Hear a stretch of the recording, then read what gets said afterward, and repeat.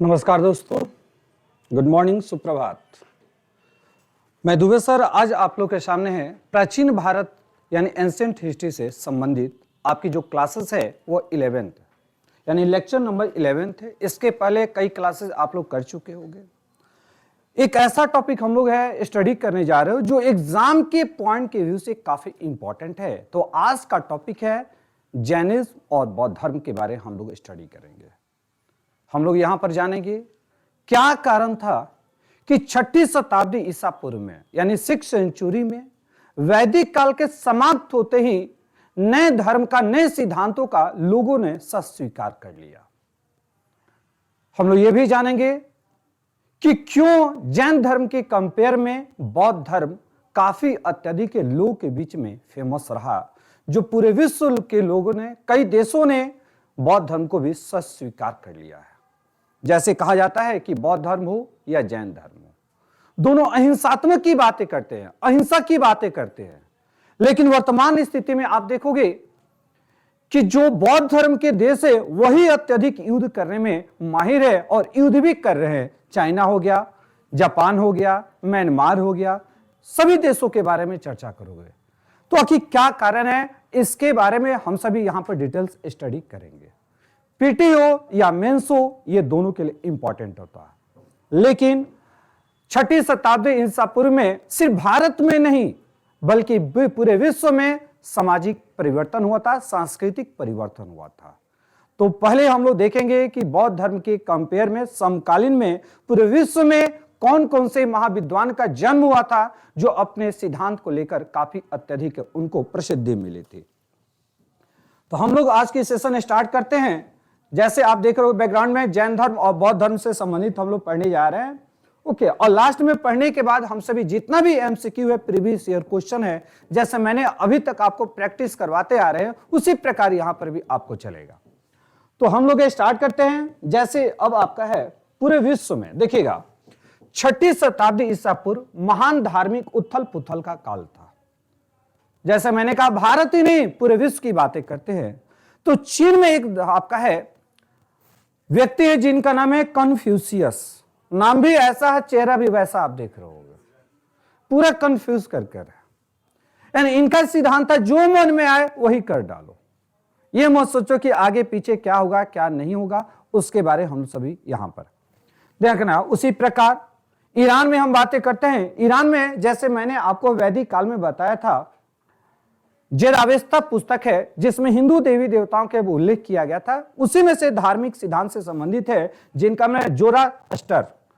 Okay, और आप चलते हो ग्रीस में जिसका नाम है पारमेनिडियस। यह कहा गया था कि हमारे पूरे विश्व में या अपने देशों में जहां जहां से ये लोग है संबंधित थे वहां पर युद्ध का प्रचलन काफी अत्यधिक हो रहा था। और युद्ध में सबसे बड़ा नुकसान किसको हो रहा था? मध्यम वर्ग को है और किसान वर्ग को हो रहा था। इसलिए उनको बार बार रोकने का प्रयास किया गया कि युद्ध को रोककर शांति स्थापित किया जाए और हमारे सिद्धांत के आधार पर चलोगे तो युद्ध नहीं होगा। तो ये हम लोगों ने देखा कि भारत के अलावा विश्व में कौन कौन से लोग प्रसिद्धि पाए थे। अब हम लोग स्टार्ट करते हैं भारत में। उन्हीं के समकालीन भारत में हो गया महात्मा बुद्ध हो गए, जिनके बचपन का नाम था सिद्धार्थ। सिद्धार्थ किस प्रकार महात्मा के तौर पर जाने गए, क्यों इनको तथागत या शाक्य मुनि के नाम से जानते हैं, हम सभी यहां पर टॉपिक में चर्चा करेंगे। और होता है महावीर। महावीर जैन धर्म के लिए प्रसिद्ध है। जैन धर्म से संबंधित तीर्थंकर 24वें तीर्थंकर हैं। ऐसे तीर्थंकर तो टोटल 24 है, लेकिन इनके द्वारा है जैन धर्म की स्थापना नहीं की गई थी, लेकिन महात्मा बुद्ध के द्वारा बौद्ध धर्म की स्थापना की गई थी। तो यहां पर होता है 24 तीर्थंकर में से कौन से ऐसे तीर्थंकर है जो इसकी स्थापना किए थे, जिनका ऐतिहासिक प्रसिद्धि मिली थी और रियल इनको फाउंडर कहा गया है। और पूरे झारखंड कहा जाए, झारखंड में आप पढ़ोगे पार्श्वनाथ, पारसनाथ की पहाड़ी, ये जैन धर्म के प्रसिद्ध है। ओके, क्यों जैन धर्म के लिए प्रसिद्ध है, कितने तीर्थंकर हैं जो वहां पर उसको महानिर्वाण की प्राप्ति हुई थी, हम लोग यहां पर देखेंगे। लेकिन भारत में इनके अलावा भी कई आपके हैं ऐसे व्यक्ति हैं जो अलग अलग धर्म की, अलग अलग हमारे धर्म की स्थापना किए हुए थे। उनके विचारों को लेकर हम लोग यहां पर चर्चा कर रहे हैं। देखिए कुछ कम्युनिटी बनाए थे जिसको कहा गया संप्रदाय। ये बार बार पूछा गया क्वेश्चन है, इसको याद कर लेना आप सभी को। एक होता है संस्थापक, फाउंडर कौन थे? ओके, आजीवक संप्रदाय की हम बातें करते हैं तो आजीवक संप्रदाय के फाउंडर है गए मखली पुत्र गोसाल। यहां देखिएगा गोसाल, ये जो नाम पड़ा है ना, एक्चुअली में इनका है जन्म, इनका रहन सहन पालन पोषण गौशाला में होता है। गौशाला जहां पर गाय रखी जाती है, गाय का पालन पोषण होता है, यहीं पर उनका जीवन बीता था, इसीलिए इनका टाइटल है गोशाल। ओके, आजीवक संप्रदाय है क्या? जब यहां पर पढ़ते हैं, इसमें कहा गया है आजीवक संप्रदाय में अच्छे और बुरे कर्म का कोई फल नहीं होता है। कोई कर्म ना अच्छा होता है, ना कोई कर्म बुरा होता है। आपका जन्म ही हुआ है कलयुग में, तो अच्छे बुरे की बातें कहां हो रही है? और अच्छे बुरे की बातें होती तो सतयुग में, त्रेता युग में, द्वापर युग में जन्म होता। आवश्यकता के अनुसार आप कर्म कीजिए। यह मत देखिए कि हम गलत कर रहे हैं, कहे मन चाहत हो गया कि नहीं ये काम करना ही है तो उस काम को कर लेना है। यदि मान लीजिए हम लोग क्या करते हैं, जाते हैं, पॉकेट में पैसा नहीं है, शॉप के किनारे जाते हो, बड़ा अच्छा सा ड्रेस टंगा हुआ है, और इनके अनुसार क्या है, मखली पुत्र गोसाल के आजीवक संप्रदाय के सिद्धांतों में क्या है, आपको पसंद आ गया, पैसा नहीं है, तोड़ कर चोरी कर लो, कोई गलत नहीं है, आप अपनी इच्छाओं को मत मारो। यह आजीवक संप्रदाय में था। तो आजीवक संप्रदाय के ध्यान रखिएगा संरक्षण देने वाले का नाम है बिंदुसार और अजात शत्रु, अशोक। अशोक हो गए, यानी अशोक के द्वारा ही आजीवक संप्रदाय से संबंधित है आपका है बराबर गुफा पहाड़ी का निर्माण किया गया था। बराबर गुफा पहाड़ी जो गया में स्थित है। ओके, अब होता है घोर अक्रियावादी के फाउंडर है गया पूरन कश्यप। ध्यान रखना, पूरन कश्यप में भी कहा गया न कर्म होता है न पुनर्जन्म होता है। हिंदू धर्म में जब विवाह होता है तो हम लोग क्या निभाते हैं, सातों जन्म तक साथ निभाएंगे, और मालूम चलता है एक ही जन्म में उसको छोड़कर दूसरे के पास भाग गए। होता है ना, तो ऐसा कैसे, जब एक जन्म निभा नहीं रहे और 7 जन्म की आप बातें कर रहे हैं। तो यहां पर है घोर अक्रियावादी कहा गया। तो घोर अक्रियावादी है किसके द्वारा है? पूरन कश्यप के द्वारा। इसमें कहा गया न कर्म होता है न पुनर्जन्म होता है। यह ध्यान रखना आप सभी को। अब होता है उच्छेदवादी भौतिकवादी के संस्थापक हो गए अजीत केशव लंबी। तो अजीत केशव लंबी के बारे में हम लोग देखते हैं, इनके द्वारा है कि जो पृथ्वी पर है जो वस्तु है उसका काम क्या है, उसको सुख की प्राप्ति करना है, समझ गए? तो आप अपनी चाहत के लिए जी तोड़ मेहनत कीजिए, यहां पर कहा गया। नित्यवादी के पकुद कच्चायन हो गए। ओके, इसमें नित्यवादी जैसे आपका है पृथ्वी पर जैसे कहा जाता है 7 वस्तु है, पृथ्वी, जल, तेज, वायु, सुख, दुख, जीवन, यह न पैदा होता है न मरता है। इसलिए सुख दुख जीवन की चिंता मत करो, आप अपने कर्तव्य का निर्वहन करो। और संदेहवादी है जिसका ये संस्थापक है गए संजय बेठल पुत्र हो गया। इस प्रकार आप लोगों ने जाना कि कौन कौन से, तो सबसे पहला याद कर लेना है इनमें से एग्जाम के लिए इंपॉर्टेंट कौन सा है जो बार बार पूछा गया क्वेश्चन है। तो आप देखोगे आजीवक संप्रदाय से पूछा जाता है, उच्छेदवादी से, ये 2 क्वेश्चन बार बार आपका आया हुआ है। ओके, आजीवक संप्रदाय के मखली पुत्र गोसाल, घोर अक्रियावादी पूरन कश्यप, उच्छेदवादी भौतिकवादी के हो गए अजीत केशव लंबी, नित्यवादी है पकुद कच्चायन, और संदेहवादी को संजय बेठल पुत्र हो गया। ये सब हो गए, यानी उनके यानी जैन धर्म बौद्ध धर्म के समय भारत में और कौन कौन से आपका है सांप्रदायिक कम्युनिटीज थे, हम लोगों ने यहां पर स्टडी किया।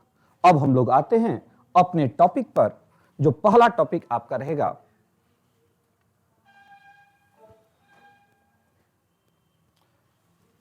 6वीं शताब्दी ईसा पूर्व में। मैंने आपसे कहा था जैन धर्म और बौद्ध धर्म का उदय हुआ, राइज हुआ, कारण क्या है?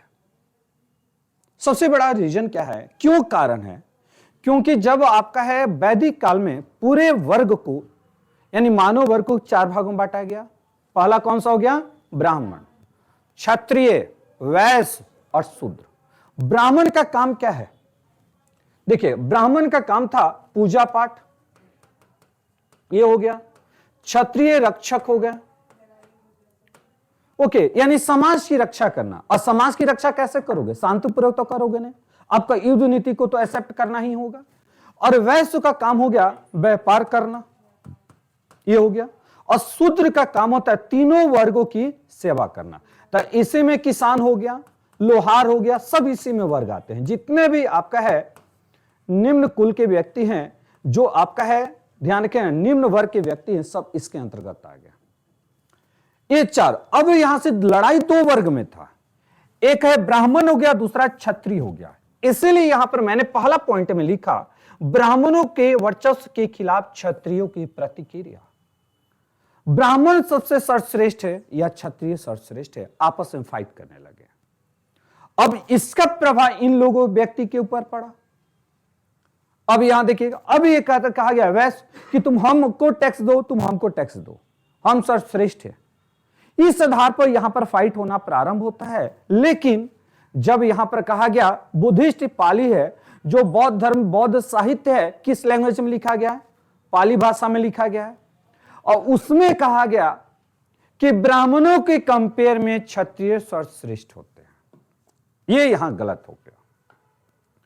आप जब कह रहे हो कि सभी मानव एक हैं, तो आप सर्वश्रेष्ठता बता ही नहीं सकते। आपको यहां पर कहना चाहिए था सभी चारों ओर क्या है, सम्मान पूर्वक है। इसलिए ब्राह्मण साहित्य पुस्तक ने इसको दरकिनार कर दिया, क्योंकि जितने भी जैन धर्म हो या बौद्ध धर्म हो या इसके पहले जो संप्रदाय पढ़ा है, सब क्षत्रिय ही थे। इनके ऊपर आरोप लगा स्वयं क्षत्रिय होने के कारण है, ये अपने आप को सर्वश्रेष्ठ कह दिए। अब क्लियर हो गया? तो अब आप लोगों ने देखा नवीन धर्म के उदय होने में पहला पॉइंट क्या था? ब्राह्मणों के वर्चस्व के खिलाफ क्षत्रिय की प्रतिक्रिया हो गया। ओके, सेकंड हम लोग देखते हैं कि जैसे 6ठी शताब्दी ईसा पूर्व में यूपी के अतरंजी खेड़ा में लोहे का प्रथम प्रयोग किया है। यानी क्वेश्चन एराइज होता है कि भारत में पहली बार लोहे का प्रयोग कहां पर हुआ? अतरंजी खेड़ा यूपी में। यह ध्यान रखना। अब जैसे लोहे का प्रचलन धीरे धीरे बढ़ता चला गया, तो लोगों ने क्या किया? अपने एरिया का विस्तार करने के लिए युद्ध नीति को प्रारंभ कर दिया। युद्ध वहां पर, तो युद्ध का कारण बन गया क्षेत्र का विस्तार करना। और दूसरा होता है कि जंगलों को साफ करके जब कृषि योग्य भूमि का वे लोग निर्माण कर रहे हैं, तो मालूम है यहां चलता है कि लोगों ने क्या किया? कृषि योग्य भूमि का निर्माण करना प्रारंभ कर दिए। और धीरे धीरे अब है कृषि के लिए पशुपालन का महत्व क्या हो गया? बढ़ती चला गया। और उत्तर वैदिक काली अथर्ववेद में ध्यान रखिएगा, वेद 4 होते हैं, ऋग साम यजुर अथर्ववेद में। ये तीनों वेद में कहीं पर भी पशु बलि की चर्चा नहीं किया गया है, लेकिन अथर्ववेद में पशु बलि की चर्चा कर दिया है। और पशु बलि के कारण जानवरों का वध किया जाने लगा। लोगों ने जो शूद्र वर्ग के थे यहां पर प्रतिक्रिया देना प्रारंभ करते हैं, यदि पशु बलि की हत्या यानी पशु की हत्या कर दिया जाएगा, तो किस प्रकार कृषि में अपना योगदान निभाएंगे? इसीलिए पशु बलि का यहां पर विरोध होना प्रारंभ हो गया। यह ध्यान रखिएगा। तो मैंने यहां पर क्या बोला आपसे कि नई कृषि अर्थव्यवस्था का उदय, जिससे पशुपालन की मांग बढ़ने लगी। आर्थिक और राजनीतिक गतिविधियां का केंद्र हरियाणा था। तो उस समय का जब भारत की हम बातें कर रहे हैं, यहां पर मानकर चलिएगा, तो ये जो आपका है पंजाब हरियाणा हो गया, सबसे पहले लोग यहीं पर प्रेजेंट थे, विद्यमान थे। लेकिन जैसे जैसे आपका एरिया विस्तार होते चला गया, ये बिहार तक ये पहुंच गया। एरिया फैलते जगह जंगलों को साफ करते चले गए। और यहां पर कृषि योग्य भूमि के लिए पशुपालन चाहिए था, तो लोगों ने कहा कि हम पशु बलि अब है नहीं देंगे, क्योंकि उत्तर वैदिक काल में है यज्ञ के दौरान पशु बलि की भी चर्चा किया गया ना। ओके, अब यहां पर धीरे धीरे क्या होता है? पशु बलि का विरोध होना प्रारंभ होता है और कृषि क्षेत्र का निर्माण होना। अब ये लोग चाहते थे कोई ऐसे सिद्धांत, कोई ऐसे व्यक्ति आए जिससे ये कहें कि पशु बलि है ये नहीं दिया जाएगा, पशु बलि जो प्रथा है ये गलत है, तो उसके तरफ ये मूवमेंट करना स्टार्ट करें। उसी समय एक धर्म आ गया, बौद्ध और जैन धर्म आ गया, जिन्होंने कहा दिया अहिंसात्मक प्रवृत्ति को अपनाए और लोग उसके तरफ खींचते हुए चले गए। क्लियर? यहां से सेकेंड पॉइंट आपका हो गया। तो मैंने यहां कहा वैदिक प्रथा में जो आपका पशु बलि था, लोगों ने इसका विरोध करना प्रारंभ कर दिया। थर्ड पॉइंट होता है, देखिएगा, वैश्यों और अन्य व्यापारिक समूहों द्वारा बौद्ध धर्म जैन धर्म का संरक्षण प्रदान करना। वैश्य का काम क्या था? व्यापार करना, ट्रेड करना। अब इन्होंने क्या किया? व्यापारिक प्रवृत्ति थे। जब दो राजाओं के बीच में युद्ध होता है तो दो वर्ग को सबसे अधिक नुकसान होता था, वैश्य समुदाय और शूद्र समुदाय को, क्योंकि जब युद्ध होगा, युद्ध के दौरान वह व्यापारिक स्थिति था तहस नहस हो जाता था, एरिया नष्ट हो जाता था, और जो जीत गया वहां के सिचुएशन ये होता था कि सभी लोग लूटपाट करना प्रारंभ कर देते थे। और युद्ध का कोई प्लेस, कोई जगह फिक्स नहीं था। ये युद्ध होता था तो आपका है खेत खलिहान में होता था, जिससे कृषि अर्थव्यवस्था जो था तहस नहस हो जाता था। इसीलिए दोनों वर्गों का यह सोच था कि हम दोनों वर्ग चाहते थे कि भारतवर्ष में कोई ऐसी संप्रदाय आए या कोई ऐसा व्यक्ति आए जिससे बार बार अहिंसात्मक फोर्स करे, तो वो हो गया जैन और बौद्ध धर्म हो गया। चौथा पॉइंट हो गया, सामान्य लोगों द्वारा बौद्ध और जैन को सरल, काफी है, जैन धर्म बौद्ध धर्म का सरल प्रवृत्ति थे, सरल सिद्धांत था, तपस्वी वे लोग थे, शांति प्रिय थे, इन सिद्धांतों को लोगों ने स्वीकार कर लिया। फिफ्थ पॉइंट में नई आर्थिक क्रिया, अब होता है इकोनॉमिकल सेक्शन बढ़ते चला गया। यहां पर क्या बना? कृषि, पशुपालन, व्यापार, ये तीनों बढ़ने के कारण क्या होता है, ये सभी वर्ग धीरे धीरे किसके तरफ खींचते चले गए? तो जैन धर्म और बौद्ध धर्म। यानी 5 कारण था जिसके कारण नवीन धर्म का उदय 60 सेंचुरी में, 6ठी शताब्दी ईसा पूर्व में हुआ। अब होता है, जैसे हम लोग आते हैं, देखिए कोई भी टॉपिक स्टडी करते हैं, सबसे पहला हम लोग सोर्सेस ऑफ नॉलेज की बातें करते हैं, जानकारी के सोर्सेस की बातें करते हैं। आखिर किन पुस्तकों से जैन और बौद्ध धर्म की हमें जानकारी मिलती है? कारण क्या है कि हिस्ट्री में यदि सोर्सेस के बारे में आपको आइडिया नहीं है तो हिस्ट्री क्या हो गया? झूठा हो गया। हिस्ट्री का ही मतलब होता है इंक्वायरी, रिसर्च होता है। तो मालूम क्या चलता है कि बौद्ध में कई ऐसे साहित्य हैं, बौद्ध साहित्य हैं जिसमें महात्मा बुद्ध की चर्चा किया गया। 2 भाग में डिवाइड किया गया। एक पार्ट हो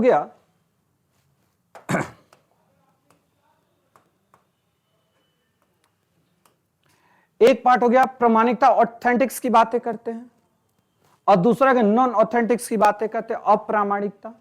यानी वो पुस्तक जो डायरेक्ट बौद्ध साहित्य से जुड़े हुए हैं उस पुस्तक को प्रामाणिकता में देखते हैं।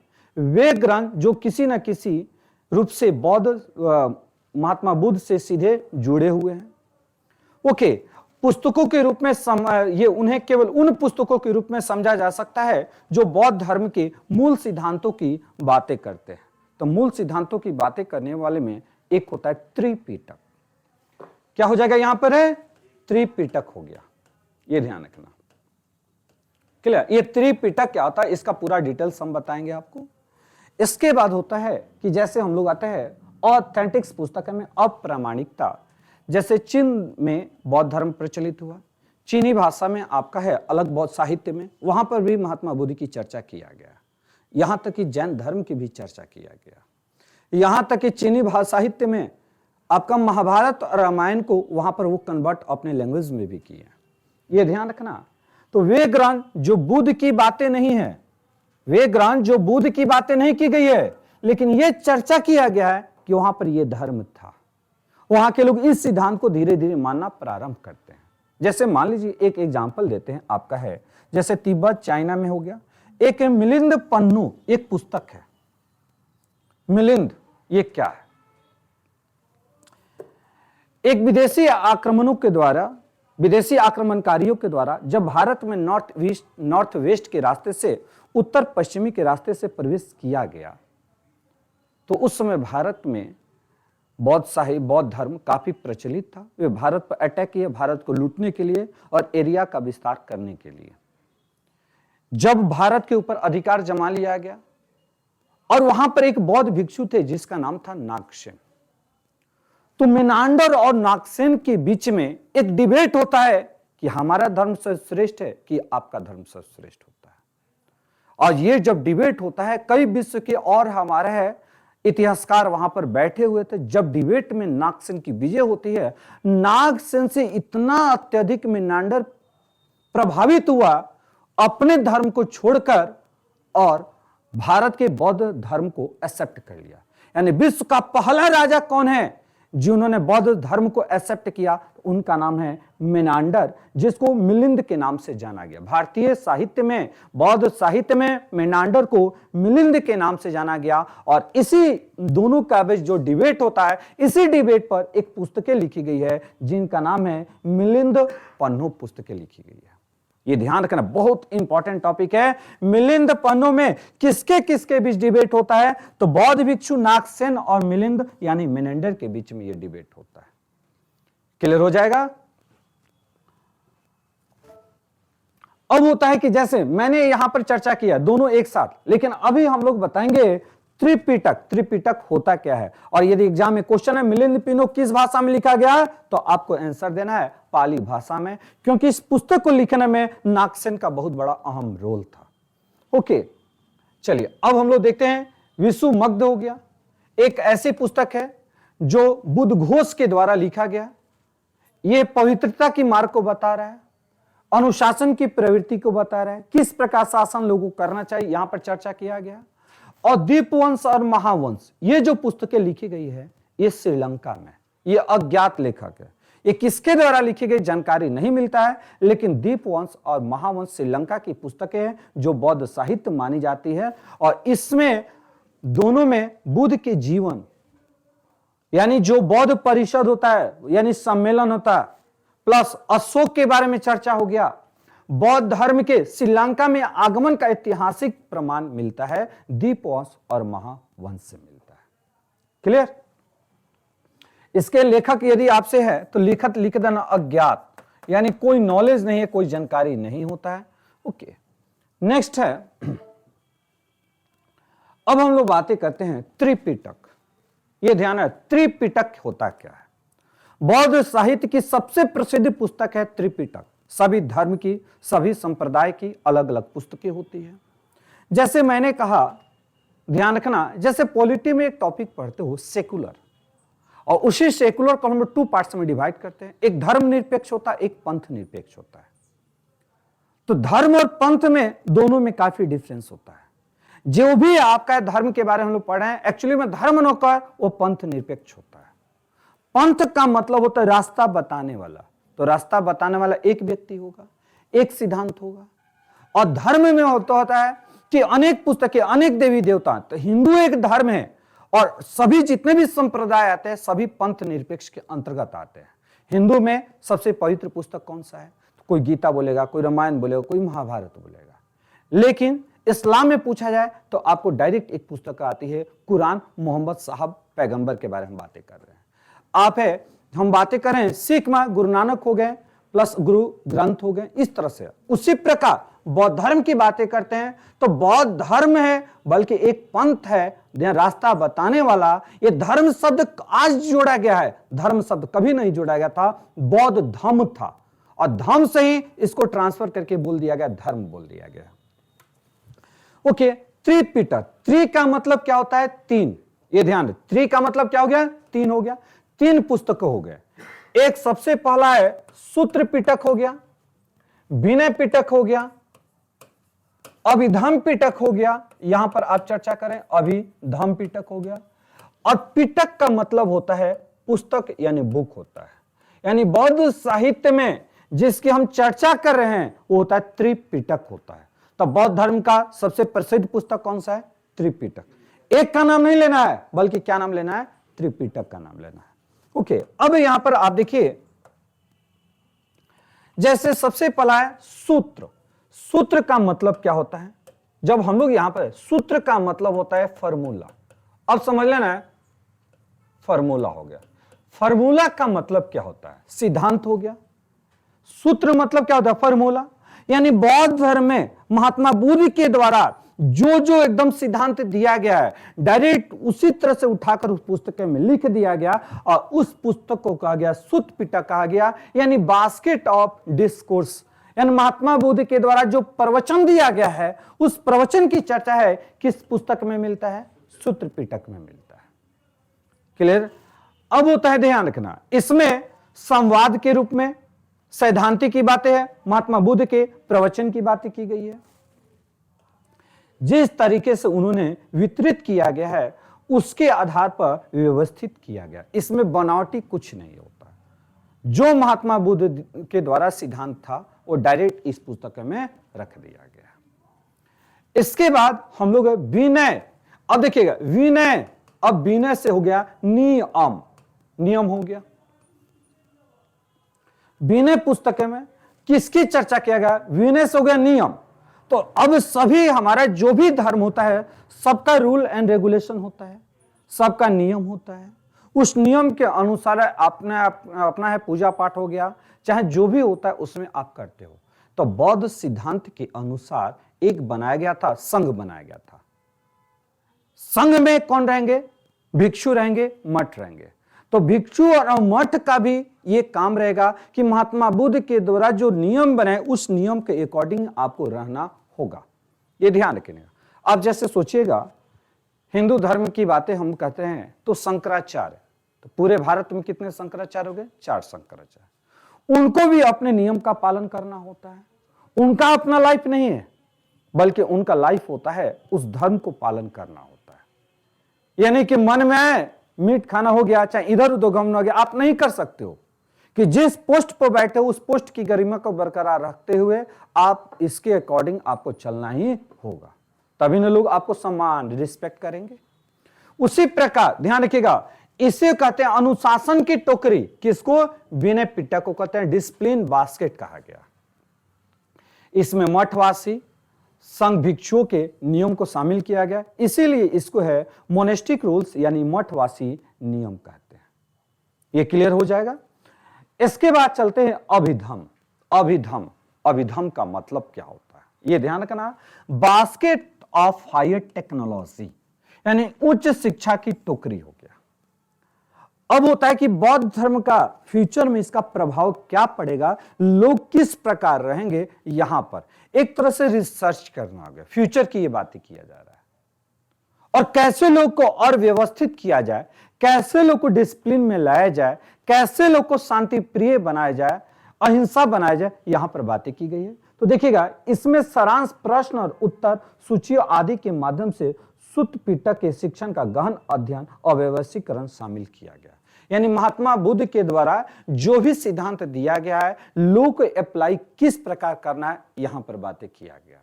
यह ध्यान रखना, किसी भी पुस्तक में यह नहीं कहा गया है कि मूर्ति पूजा करना है। मूर्ति पूजा का यहां पर विरोध किया गया है, लेकिन आगे चलकर थोड़ा सा ये बौद्ध धर्म भी कई पार्टों में विभाजित होगा, हम लोग पढ़ेंगे बाद में।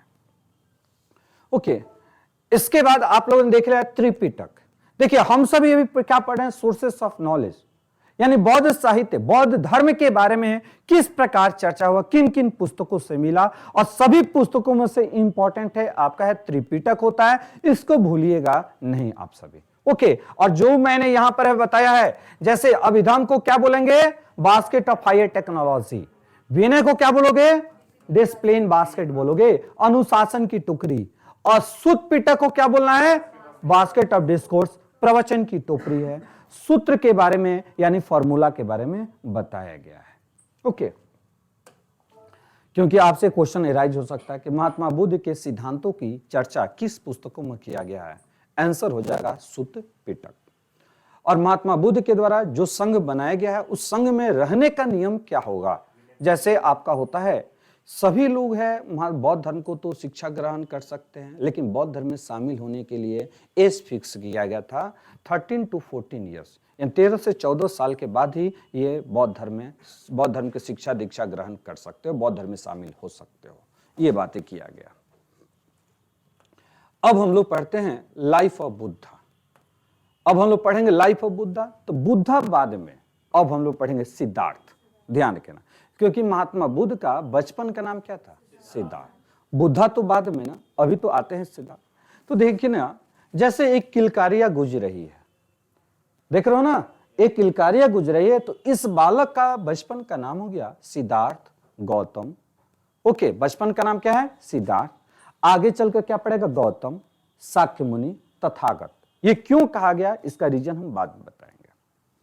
फिर हम लोग चलते हैं इस बच्चे का जन्म जो होता है ना 563 ईसा पूर्व में कपिल वस्तु के लुम्बिनी वन में नेपाल की तराई में स्थित है, वहां पर जन्म हुआ।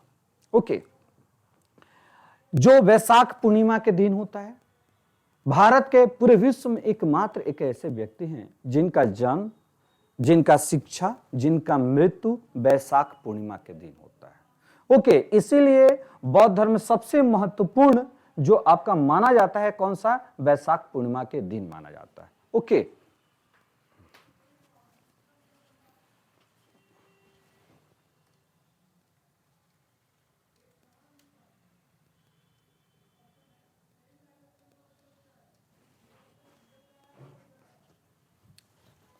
ये ध्यान रखना। अब क्या होता है, इनका जन्म कैसे होता है इसके बारे में हम चर्चा करेंगे। देखिए, द बर्थ प्लेस ये हो गया, जिस जगह पर इनका हमारा जन्म हुआ था आज भी उसका पूजनीय माना गया है। ओके, यहाँ पर आपका सेम जो फिगर है, हमेशा वैशाख पूर्णिमा के दिन यहाँ पर मेला लगता है जो नेपाल की तराई में लुम्बिनी वन में स्थित है।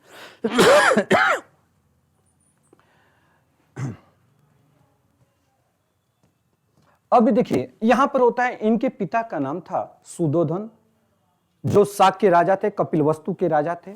और माता, देखिए कपिलवस्तु जिला है ना, नेपाल प्रांत के 5 है, उनमें से एक जिला आता है जो उत्तर प्रदेश और नेपाल के बॉर्डर पर स्थित था। इनकी माता का नाम था महामाया। तो ये जो महामाया थी कपिलवस्तु से, यानी अपने ससुराल से जा रही थी मायके। तो इनका मायके कहाँ था, नेपाल में था। तो बीच रास्ते में ये गर्भवती थी, तो लुम्बिनी वन में ही इनका है बच्चे का जन्म होता है। तो उस समय सेवा सत्कार करने के लिए कोई भी दासी दासिया तो थी नहीं। तो ये बच्चे का जन्म होता है जब ये अपने है मायके जाती है, तो वहीं पर इसका है, यानी जन्म के 7वें दिन ही महामाया की क्या हो रही है, मृत्यु हो जाती है। अब ये बात मालूम चला राजा सुदोधन को कि हमारे बच्चे का मृत्यु हो चुका है, सॉरी माता के, उसके बच्चे की माँ का मृत्यु हो चुका महामाया का। ये बातें जब सुनता है राजा, यानी सुदोधन को बड़ा तकलीफ होता है। क्या कारण है, बच्चा कैसा है कि इसके जन्म के ही कुछ समय बाद इसकी माता का मृत्यु हो चुका, कहीं अशुभ की और या शुभ की बातें तो नहीं है। इसीलिए राजा ने अपने साथ 2 सन्यासी को ले लिया, एक कालदेव हो गया, एक कौंडिन हो गया। तो ये कालदेव और कौंडिन की हम चर्चा करते हैं। जैसे ही ये दोनों सन्यासियों के द्वारा है, बहुत बड़ी तपस्वी थे, ये बालक को देखते हैं, बड़ा आश्चर्यचकित हो जाते हैं। ये कैसा बालक है, ऐसा बालक तो हम कभी देखे ही नहीं है। पूरे भारतवर्ष की हम बातें कर रहे हैं। इनके शरीर पर 32 निशान थे, और जिस बालक के शरीर पर 32 निशान हो जाते हैं तो ये कहा जाता है ये देवताओं का स्वरूप है, ये माना जाता है। और एक कालदेव के द्वारा बताया गया कि बच्चा हो सके तो बहुत बड़ा चक्रवर्ती राजा हो गया, चारों दिशाओं में इसकी ख्याति फैलेगी।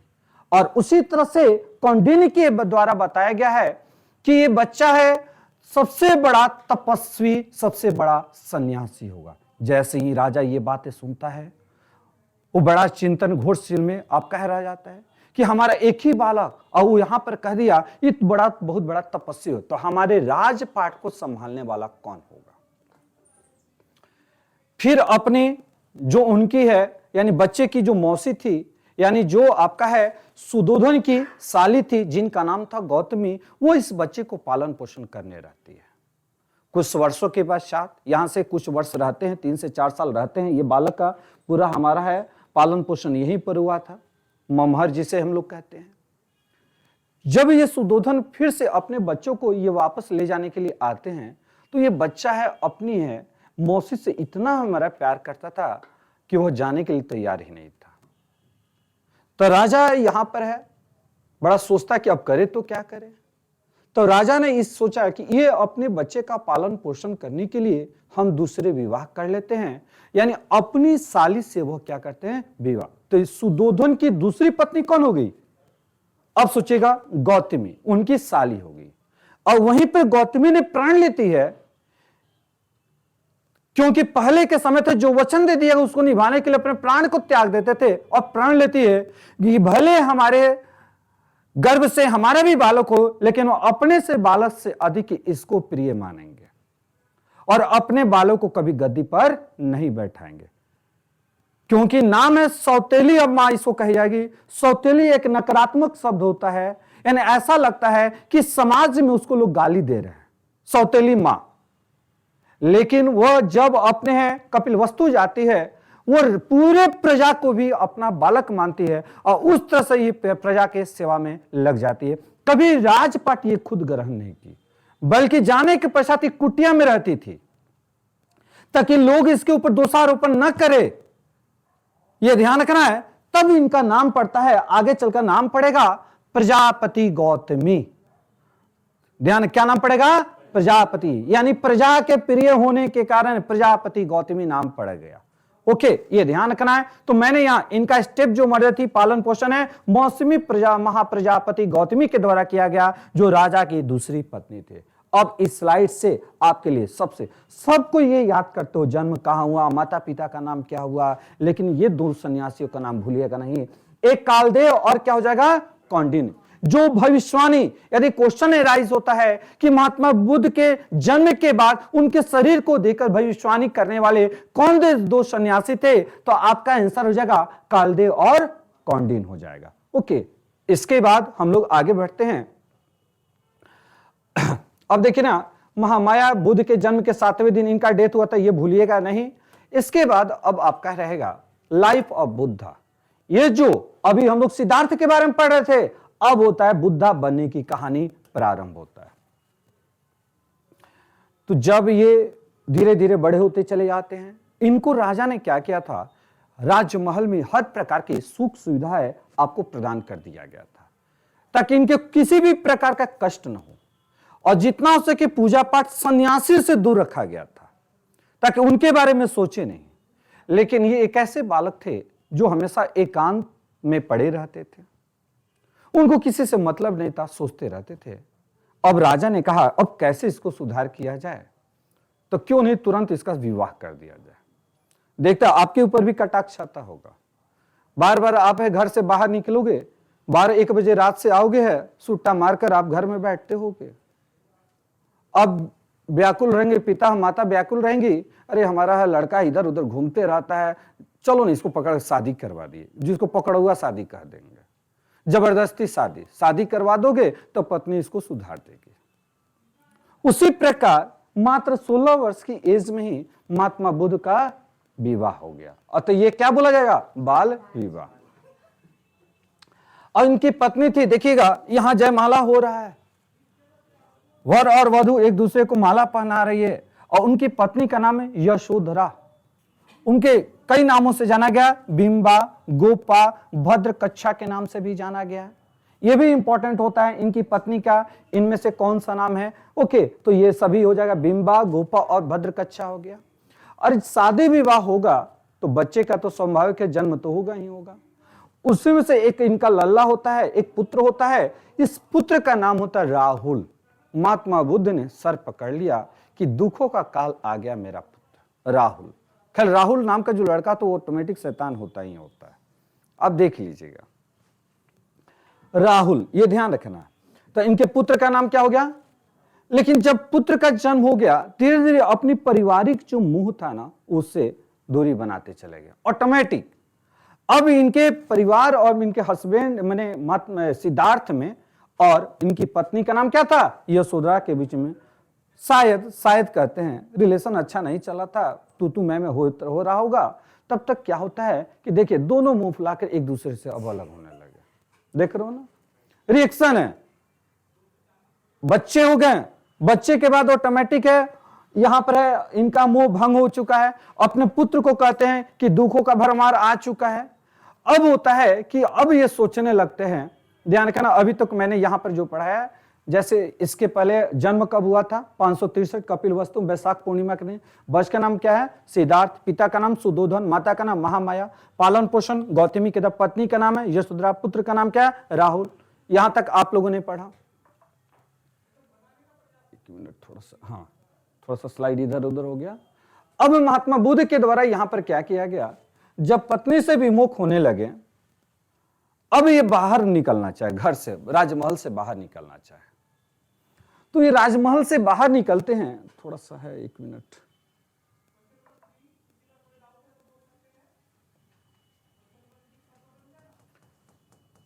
एक स्लाइड कहीं चला गया क्या? अच्छा हाँ, देखिए अब यहां होता है कि जैसे राजमहल से बाहर निकलना चाहे, तो अब यहां आता है सिद्धार्थ से बुद्ध बनने की कहानी प्रारंभ हो जाता है। तो अब जब कहानी प्रारंभ होता है, देखिए सांसारिक दुखों के प्रति चिंतनशील सिद्धार्थ को वैवाहिक जीवन सुखमय नहीं लगा। उनको वैवाहिक जीवन सुखमय नहीं लगा तो खुद सोचना चाहिए था, सुखमय नहीं है तो बालक का जन्म ना हो। आज के समय में क्या होता है कि हम लोग क्या करेंगे, यदि बालक का जन्म हो गया 10 वर्षों के लिए घर से बाहर सन्यासी बन जाएगा तो जरूर भाग गया होगा, दूसरा शादी कर लिया होगा, हमारे ऊपर, हम लोग के ऊपर लांछन लग जाता है। खैर ये तो बहुत बड़े सन्यासी हैं। क्लियर। अब यहां पर वैवाहिक जीवन सुखमय नहीं लगा। गौतम सिद्धार्थ के मन में वैराग्य भाव का प्रबल करने वाली 4 घटनाएं घटती है। 4 घटनाएं इनके साथ घटती है। अब होता है क्या है, सबसे बड़ा क्या होता है ना, देखिए एक अब बात ही होती है मेडिटेशन की बातें होती है। आप लोग बार बार सुने होंगे कि मेडिटेशन क्या होता है। ये प्रारंभ किसके द्वारा किया? ये प्रारंभ इन्हीं के द्वारा किया गया है।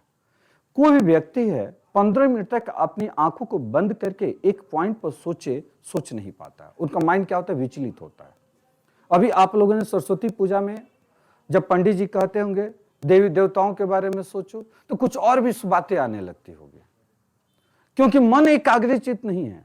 तो एकाग्रचित करने के लिए मेडिटेशन की बातें किया जाता है। और ये अपने आपके मन के ऊपर इतना कंट्रोल किए हुए थे ना, इनकी कोई भी वस्तु है, यानी कितनी भी बड़ी वस्तु, उनको कोई लुभा नहीं सकता था।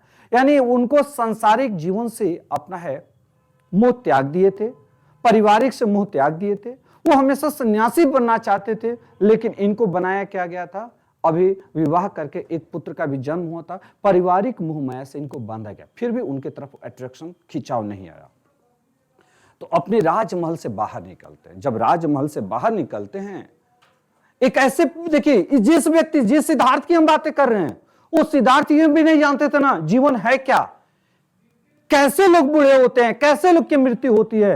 यानी पूरी तरह से इनको दूर रखा गया था। जैसे ही बाहर निकलते हैं, उनके सामने एक वृद्ध व्यक्ति आता है। सबसे पहला कौन? ओल्ड एज का व्यक्ति, वृद्ध व्यक्ति है। अब वृद्ध व्यक्ति जर्जर अवस्था में, चल नहीं पा रहा है। उसका 3 पैर है, 3 पैर का मतलब 2 पैर 1 लाठी, यह ध्यान रखना। वो लाठी के सहारे चल रहा है। तो सिद्धार्थ के द्वारा ये कैसे व्यक्ति है जो इस सहारे चल रहा है, आखिर क्या कारण है? उनके साथ जो सारथी था वो बताता है कि मनुष्य का जो जन्म होता है ना, वो आगे चलकर अंत में इसी अवस्था से होकर गुजरना पड़ता है। कहते कि तब हम अपने शरीर से जितना प्यार करते हैं, जो इतना स्मार्ट बनकर घूमते हैं, समझिए कई विवाह राजाओं लोग कर लेते हैं, तो इस शरीर में क्या रखा है जो इस अवस्था से गुजरना पड़ता है। और फिर एक ऐसे व्यक्ति से, दूसरे व्यक्ति से भेंट होता है जो सिक था, यानी बीमार था, और अपने एरिया का सबसे बड़ा चिकित्सक था, ध्यान रखिएगा, और दूसरों को इलाज करता था। महात्मा बुद्ध कहते खुद अपना शरीर को इलाज नहीं कर पा रहा है, तो ऐसे चिकित्सक बनने से क्या फायदा। फिर तीसरा व्यक्ति है जो देखिएगा सभी को कंधे पर उठाकर है राम नाम सत्य बोलते जा रहे थे। महात्मा बुद्ध को लगा ये तो बहुत अच्छा व्यक्ति है कि सबको इसका जय जयकार कर रहा है, आगे पीछे घूम रहे हैं। वो महात्मा वो नहीं जानते कि मृत्यु क्या होता है। तब तक जो आगे फ्रंट वाला जो व्यक्ति था वहां पर अब आपसे होता है,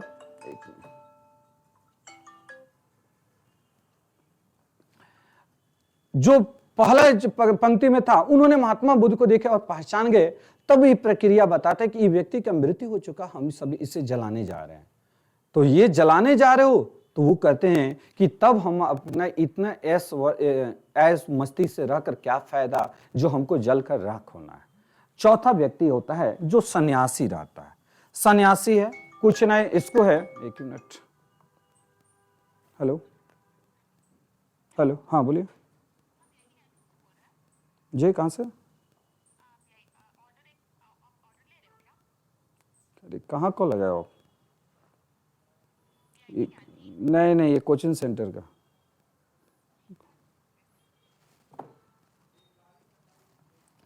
अब ये क्या होता है, सन्यासी अपना तपस्या कर रहा था, वो 2-3 दिन तक छिपकर इसकी कुटिया के सामने रहते हैं और देखते हैं कि इसके चेहरे पर कोई भी चिंतनशील नहीं है, ये चेहरे पर हमेशा हंसता मुखता है और अपनी क्रिया को करते रहा, फिर वो तपस्या करने बैठ जाते हैं। तो सबसे अधिक महात्मा बुद्ध के जीवन को प्रभावित करने वाला कौन व्यक्ति? सन्यासी आ गया। ध्यान रखिएगा, 4 व्यक्ति। पहला व्यक्ति का नाम क्या लोगे? वृद्ध व्यक्ति। दूसरा है जो रोग से हमारा पीड़ित था। तीसरा मृत व्यक्ति, और चौथा हो गया सन्यासी हुए। इन दृश्यों ने उनके सांसारिक वितृष्णा के भाव को और मजबूत कर दिया। यानी हमें सबसे बड़ा संतुष्टि मिला है सन्यासी को, और जो कार्य करने में आपको संतुष्टि मिले वही कार्य करना चाहिए। दिखावटीपन की बातें यहां पर नहीं होनी चाहिए, ये ध्यान रखना। इसके बाद अब अगला पॉइंट हम लोग चलते हैं। देखिए, अब होता है ज्ञान, यानी ज्ञान की खोज में महात्मा बुद्ध आगे बढ़ते हैं। तो इनकी पत्नी का नाम यशोधरा, इनके बच्चे का नाम राहुल। तो रात में सोते समय ये छोड़कर, ये 29 वर्ष की अवस्था में, तो सोचिएगा 16 वर्ष में शादी हुआ, 13 वर्ष तक अपनी पत्नी के साथ रहे, यानी पारिवारिक जीवन निभाए, और 29 वर्ष की अवस्था में ये अपने घर पाट को छोड़कर ये घर से भाग गए, यानी बाहर निकल गए। अब यहां पर देखना कितने वर्ष की अवस्था में, तो इनके साथ देखिएगा, अब इनके साथ एक महात्मा बुद्ध हो गए, एक सारथी हो गया और एक घोड़ा हो गया। ओके, तो इनके साथ 3 ये जीवित थे, एक कौन? सारथी, और कौन हो गया? घोड़ा। तो जब हम लोग घटना, यानी जब घर को छोड़ते हैं, तो इस टर्म को क्या बोला गया? महाविनिष्क्रमण के नाम से जाना गया। क्या बोला जाएगा? महाविनिष्क्रमण के नाम से जाना गया। देखिए, उसने पथिक बनने का निश्चय किया और अपना स्थान छोड़ दिया और आगे की ओर बढ़ते हैं। तो इनके साथ जो घोड़ा था और सारथी, तो सारथी का नाम क्या हो गया? चना। ध्यान, सारथी का नाम क्या हो जाएगा? चना हो गया। ओके, और घोड़े का नाम क्या हो गया? कंठक हो गया। ये सब क्वेश्चन एराइज होता है, थोड़ा नाम उल्टा होना चाहिए, क्योंकि घोड़े को चना प्यारा होता है, समझ गए? लेकिन ध्यान रखना, तो ये याद करना, घोड़े को क्या प्यारा होता है? चना। तो सारथी का नाम क्या हो गया? चना, और ये घोड़े का नाम क्या हो गया? कंठक हो गया। यानी इस 2 जीवित प्राणी के साथ महात्मा बुद्ध 29 वर्ष की अवस्था में अपने घर को छोड़कर आगे की ओर बढ़ जाते हैं। जैसे आगे की ओर बढ़ते हैं, अब यहां 7 दिन अनुपेय नामक बाग में बिताते हैं। तो सबसे पहला ये क्वेश्चन एराइज होता है कि जब महात्मा बुद्ध ने जब घर को त्यागे, तो सबसे पहला कहां पर गए? वैशाली में गए। कहां पर? वैशाली। और वैशाली में ही इनका भेंट होता है, अलार कलाम के नाम व्यक्ति से भेंट होता है। अलार कलाम क्या करते हैं? उनको वेद की, उनको साहित्य की जानकारी देते हैं, उनको ग्रंथ के बारे में बताते हैं, रहन सहन बताते हैं, समझ गए? लेकिन उससे उनको सुख नहीं मिला, वो चाहते थे, उससे उनको सेटिस्फेक्शन उनको नहीं मिलता है। तो अलार कलाम के बाद वो फिर आपका है क्लियर राजगिरी। वैशाली के बाद कहां चले जाएंगे? राजगिरी चले जाते हैं, और राजगिरी में 5 ब्राह्मणों से भेंट होता है। ध्यान रखिए कि कहां पर है? राजगिरी में 5 ब्राह्मणों से भेंट होता है। तो देखिए, 5 ब्राह्मण का नाम है कोंडन्ना, भाटिया, वप्पा, महानम्मा, अस्साजी। ये 5 ब्राह्मण होते थे। यही ब्राह्मण की हम बातें कर रहे हैं। जब महात्मा बुद्ध जब पूर्णतः शिक्षित होंगे, सबसे पहला उद्देश्य भी यही था। जब 5 ब्राह्मणों यहां पर क्या करते हैं? तपस्या के बारे में चर्चा करते हैं। ये तपस्या करना प्रारंभ करते हैं 5 ब्राह्मणों के साथ, लेकिन कई वर्षों के बीत जाने के पश्चात में इनका शरीर क्या होता है? पूरी तरह से जंजाल आपका हो जाता है, यानी एक तरह से शरीर के ऊपर से मांस गायब हो चुका है, फिर भी इनको सेटिस्फेक्शन नहीं मिलता है। फिर ये आगे की ओर, इनको छोड़कर आगे की ओर बढ़ जाते हैं। आगे की देखिए, उन्होंने तब तक कठोर तपस्या की जब तक उनका शरीर लगभग छिन्न नहीं हो गया, लेकिन कठोर तपस्या करने के पश्चात भी इनको है यानी सच्चे ज्ञान की प्राप्ति नहीं हुआ। फिर वह आगे अब होता है, एक है उरुवेला। ध्यान रखिए, अब वहीं पर बातें कर रहे, उरुवेला की हम बातें कर रहे हैं। तो एक गांव है, सेनानी गांव में चले जाते हैं। उस गांव में एक सुजाता नाम की है, एक कन्या मिलती है जो नीच जाति से संबंधित है। तो सुजाता से वो कहते हैं कि हमें एक भूख लगा है। तो सुजाता क्या करती है? उनको चावल का कटोरा, उसमें दूध मिलाकर यानी खीर बनाकर उनको देती है, और खीर ग्रहण करने के पश्चात वो एक पीपल वृक्ष के नीचे बैठ जाते हैं। कितने? कहां पर बैठते हैं? पीपल वृक्ष के नीचे बैठ गए। और पीपल वृक्ष के नीचे बैठकर, ये उरुवेला कहां है? गया के उरुवेला। तो कौन सा गांव में? सेनानी गांव में होता है। अब पीपल वृक्ष के नीचे बैठकर है, 7 वर्षों तक जगह जगह भटकने के पश्चात उनको है, ये ध्यान रखना है, गया के उरुवेला नामक स्थान, निरंजना नदी के किनारे उनको वैशाख पूर्णिमा के दिन सच्चे ज्ञान की प्राप्ति होती है। और यहीं से इनका नाम हो गया महात्मा बुद्ध नाम पड़ गया। तो अब यहां से इंपॉर्टेंट होता है कौन सा नदी? निरंजना नदी। कौन सा वृक्ष? पीपल वृक्ष हो गया, ये पीपल वृक्ष हो गया। ओके, तो सिद्धार्थ से क्या नाम पड़ गया? सिद्धार्थ से इनका नाम पड़ गया, सबसे पहला है, ये ध्यान रखना है, महात्मा बुद्ध नाम पड़ गया। महात्मा बुद्ध नाम पड़ा। ओके, पीपल वृक्ष के नीचे उनको सच्चे ज्ञान की प्राप्ति होती है। ये बहुत बहुत इंपॉर्टेंट है। तो गया के उरुवेला नामक स्थान पर, ये ध्यान रखिएगा, सच्चा ज्ञान क्या होता है। जैसे हम लोग ये जो ज्ञान प्राप्ति करते हैं, इस ज्ञान को हम व्यवसायिक ज्ञान कहते हैं। क्या हिस्ट्री पढ़ रहे हो? आपके जीवन में कहीं हिस्ट्री का यूज होगा? यदि एसपी डीएसपी है, आप है, कुछ भी बन जाते हो, समय इंस्पेक्टर भी बन जाते हो, तो क्या ये देखोगे कि अशोक कहाँ है, बीरबल के बारे में ये कभी चर्चा को नहीं हो? ये व्यवसायिक ज्ञान है। सच्चा ज्ञान क्या होता है? ये जीवन क्या है, जीवन का मूल क्या है, जीवन को यानी मन भटकते रहता है, मन को कैसे स्थिर करना है, समय मन और दिल में क्या अंतर होता है, ये बताया गया। देखते हो ना, कहा जाता है कि हम लोग है 4 गो रसगुल्ला खा लेते हो, मन भर गया। कभी कहते हो कि पेट भर गया, जैसे ही कुछ देर के बाद आपका हटेगा, नहीं काश हम चाट भी खा लेते हैं, ये होता ना, तो मन भटकाव होता है। समझ गए? ये सभी बातें यहां पर, यानी जीवन के बारे में जो उल्लेख किया गया, जीवन क्या होता है, यही सच्चा ज्ञान की प्राप्ति हो गया। अब हम लोग आगे बढ़ते हैं, तो यहां से सिद्धार्थ से क्या बन गए? महात्मा बुद्ध बन गए। और जैसे महात्मा बुद्ध, जब उन्होंने सबसे पहला, ये ध्यान रखिएगा, सबसे पहला जब उपदेश देते हैं वो सारनाथ में देते हैं। महात्मा बुद्ध के द्वारा जो पहला उपदेश दिया गया सारनाथ में, तो उस टर्म को बोला गया धर्म चक्र परिवर्तन के नाम से कहा गया। क्या बोलेगा? धर्म चक्र परिवर्तन। देखिए, बौद्ध ग्रंथ में इसे धर्म का पहिए का आगे घूमना बढ़ना धर्म चक्र परिवर्तन कहा जाता है। अब यहां पर देखिए आप सभी, महात्मा बुद्ध ने पहला उपदेश वाराणसी के समीप सारनाथ में दिया, इसे धर्म चक्र परिवर्तन कहा गया। बुद्ध ने अपना प्रथम उपदेश उरुवेला में छूटे हुए सहयोगी कौन थे? 5 ब्राह्मण। कौन थे? 5 ब्राह्मणों को उन्होंने दिया। तो सबसे पहला उपदेश कहां? उरुवेला में 5 ब्राह्मणों को दिया। ओके, अब यहां सारनाथ में मिले, 5 ब्राह्मणों को दिया। यश नामक, यानी सबसे पहला श्रेणी का मतलब होता है व्यापारी। सबसे पहला व्यापारी कौन था जिन्होंने बौद्ध धर्म को स्वीकार किया गया? उस व्यापारी का नाम क्या हो जाएगा? यश नाम हो जाएगा। क्लियर हो जाएगा ना? इस व्यापारी का नाम क्या हो जाएगा? यश हो जाएगा। सबसे पहला उपदेश किसको दिया गया? 5 ब्राह्मणों को। तब ये पहला उपदेश कब दिया गया, यानी कहां पर दिया गया? सारनाथ, जो वाराणसी के समीप उत्तर प्रदेश में स्थित है। हो गया यहां पर।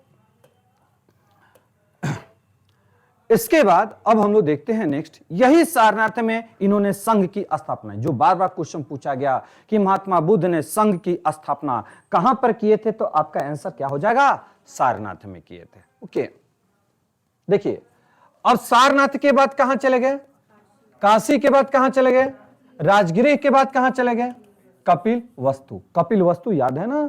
कपिल वस्तु वही जगह है जो इनका अपना घर है, यहां पर माता पिता इनके रहते हैं। तो देखिए, कपिल वस्तु में गए तो ऐसे तो हम लोग फिगर देखते हैं कि महात्मा बुद्ध को पूरी तरह से हमारा दाढ़ी विहीन दिखाई जाते हैं, लेकिन हो सके उस समय दाढ़ी उड़ी होगा, तो उस समय के जैसे आज लोग चिकने रहते हैं, तो उस समय के तो लोग थे नहीं, लेकिन इमेजिंग एक क्रिएट करते हैं कि हाँ हमारे महात्मा बुद्ध ये थे।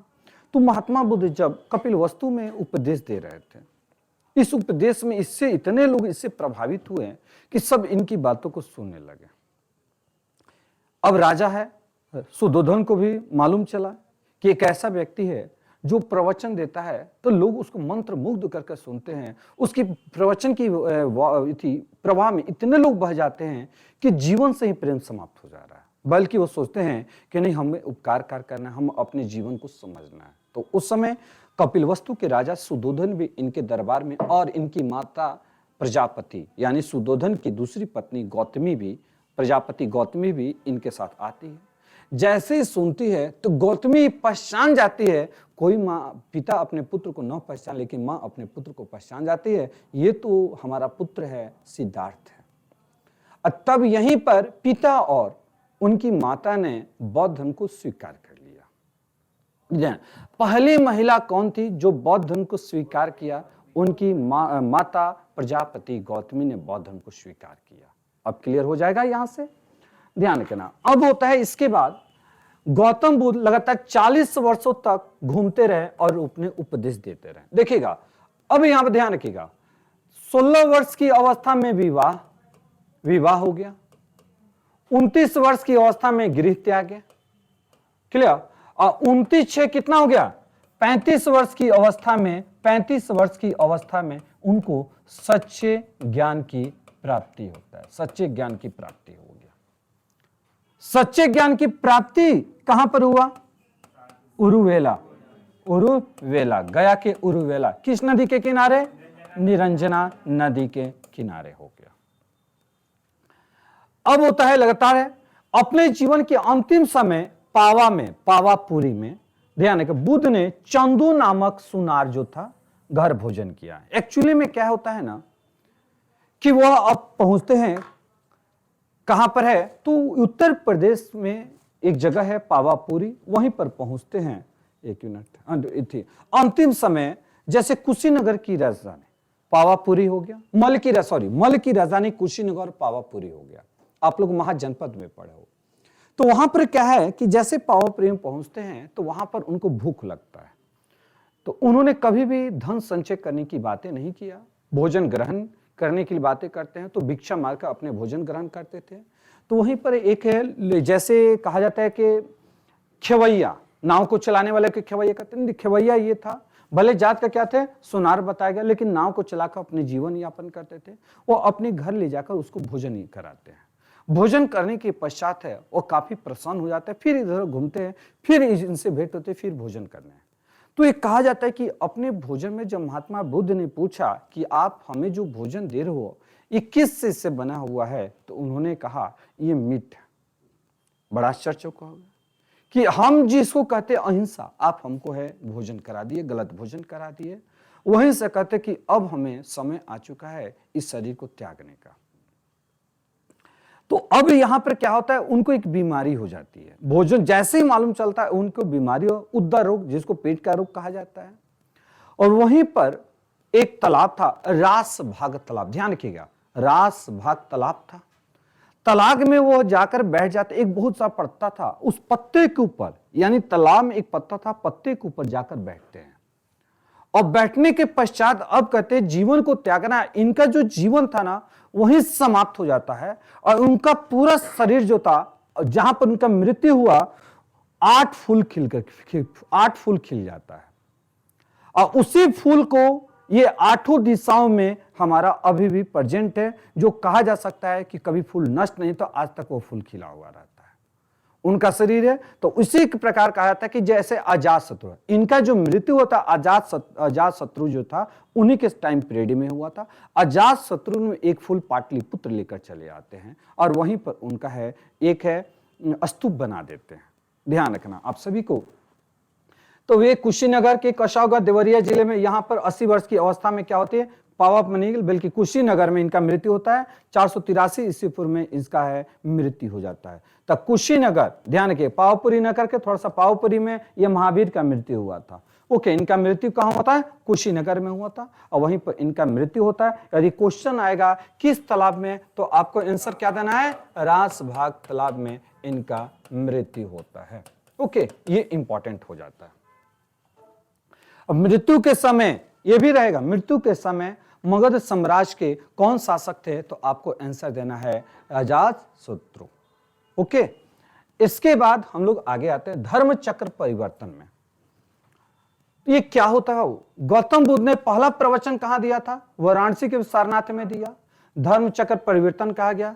पहला हमारा व्यापारी कौन था जिन्होंने बौद्ध धर्म को एक्सेप्ट किया? यस। पहली महिला कौन थी जिन्होंने बौद्ध धर्म को एक्सेप्ट किया? गौतमी हो गया। सारनाथ में उन्होंने संघ की स्थापना की। ये इंपॉर्टेंस है, सारनाथ में संघ बनाए थे। ओके, और सारनाथ से गौतम सारनाथ से कहां पहुंचे थे? काशी। फिर वहां राजगिरी से फिर कहां पहुंचते? कपिलवस्तु पहुंचे थे। गौतम बुद्ध लगातार 40 साल तक घूमते रहे, उपदेश देते रहे। उनका जीवन अंतिम समय पावा में बुद्ध ने चंदू नामक सुनार से भोजन किया था, लेकिन मृत्यु इनका कहां पर होता है? कुशीनगर में, तो 80 वर्ष की अवस्था में। ओके, तो इनका जन्म कब हुआ था? 563 बीसी में हुआ था। ये हुआ था। इनमें से 80 माइनस करोगे तो आपका कितना हो जाएगा? बोलिए। ये 483 हो गया। तो 483 में ध्यान किया, ये प्रथम बौद्ध संगति भी होगा। 483 अजात शत्रु के समय प्रथम बौद्ध संगति भी होता है। 483 ईसा पूर्व में इनकी मृत्यु हो चुकी है। अब हम लोग पढ़ते हैं बौद्ध धर्म के मौलिक फंडामेंटल टीचिंग बुद्धिज्म में जैसे किन किन बातों की चर्चा है। बुद्ध ने आम जनता का भाषा किस जो प्रवचन दिया था किस भाषा में? पाली भाषा में। देखिएगा, प्रवचन पूछा जाएगा तो आपका आंसर हो जाएगा पाली भाषा में। यह प्रवचन हो गया। उनके अनुसार सृष्टि दुखमय, क्षणिक, आत्महीन होता है। जो ये संसार होता है ना, क्षणिक भर के लिए होता है। ओके, और ये आपका आत्मविहीन होता है। आत्मा की सत्ता को अस्वीकार। आत्मा की सत्ता को क्या किया? अस्वीकार। आत्मा कभी मरता नहीं, आत्मा सिर्फ शरीर परिवर्तन करता है, यानी शरीर परिवर्तन करता है। इसका मतलब है पुनर्जन्म में विश्वास था। ध्यान रखना, उनके मूल सिद्धांतों में था पुनर्जन्म को मानते थे। आत्मा कभी नष्ट नहीं होता, यानी आत्मा के द्वारा है शरीर परिवर्तन किया जाता है। शरीर परिवर्तन किया जाता है, यह ध्यान रखना। क्लियर? कर्म तथा पुनर्जन्म में उन्होंने विश्वास प्रकट किया। महात्मा बुद्ध एक व्यवहारिक धर्म सुधारक थे। उन्होंने भोग विलास, शारीरिक पीड़ा, इन दोनों को ही चरम सीमा की वस्तुएं कहकर उन्होंने निंदा की। उन्होंने मध्यम मार्ग को अनुसरण करने पर जोर दिया। ओके, बौद्ध धर्म का विषम ज्ञान त्रिपिटक, यानी बौद्ध धर्म में जो ज्ञान होता है, जो दी गई ज्ञान होता है, त्रिपिटक में आपको देखने को मिलता है, जो किस भाषा में लिखा गया? पाली भाषा में। इसका पूरा डिटेल्स अभी आपको बताएंगे कि उनका मूल सिद्धांत क्या था। पहले शॉर्ट टर्म में आपको बता रहे हैं। क्लियर? इसके बाद हम लोग है जैसे बौद्ध धर्म और जैन धर्म का हो गया, एक सेक्शन स्टार्ट करते हैं तो बौद्ध शिक्षा हो जाएगा। और इस टॉपिक के बाद अभी तक हम लोगों ने पढ़ा कि किस प्रकार सिद्धार्थ महात्मा बुद्ध में परिवर्तन हुए, उनका मेन सिद्धांत क्या था, कैसे कैसे इनका है जीवन यापन बीता। अभी तक हम लोगों ने क्लासेस पढ़ा और नेक्स्ट क्लास में आपको बताएंगे बौद्ध से शिक्षा, इसमें किन किन टॉपिक के ऊपर चर्चा किया गया। आज की क्लास से हम लोग यहाँ पर स्टॉप करते हैं, नेक्स्ट क्लास में इसे टॉपिक से आगे बढ़ाएंगे। ओके, धन्यवाद।